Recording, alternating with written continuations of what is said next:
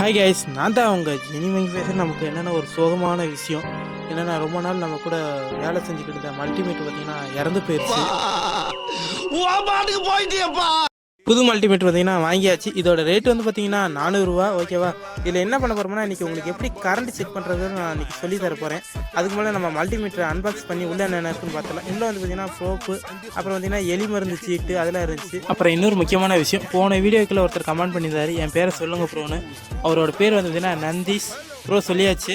அப்புறம் இதே மாதிரி வீடியோ பார்க்குறது நம்ம சேனலை மறக்காமல் சப்ஸ்கிரைப் பண்ணிவிடுங்க, இன்ஸ்டாகிராமில் ஃபாலோ பண்ணிவிடுங்க. அப்புறம் நிறைய பேருக்கு இந்த வீடியோவை ஷேர் பண்ணிவிடுங்க. இந்த மல்டிமீட்டர் வந்தீங்கன்னா டிசியில் 10 ஆம்பியர் வரைக்கும் தான் செக் பண்ண முடியும். முக்கியமாக இது டிசியில் மட்டும் தான் யூஸ் பண்ணணும், ஏசியில் யூஸ் பண்ணாதீங்க. யூஸ் பண்ணிங்கன்னா மல்டிமீட்டர் கொட்டிக்கின்னு போயிடும். பேட்ரி, மல்டிமீட்ரு, அப்புறம் பார்த்திங்கன்னா மோட்டாரு, இது மூணுத்தையும் சீரியஸ் கனெக்ட் பண்ணி எடுத்துக்கோங்க. நான் அதுக்கான டயக்ராமும் காட்டுறேன். நான் இது மூணுத்தையும் சீரியஸாக கனெக்ட் பண்ணிவிட்டு ரன் பண்ணுறேன். கரண்ட் வேல்யூ மட்டும் தான் காட்டுது, மோட்டார் சுத்தமாக ரன் ஆகவே இல்லை. இதுகளும் சரி பண்ணுதே.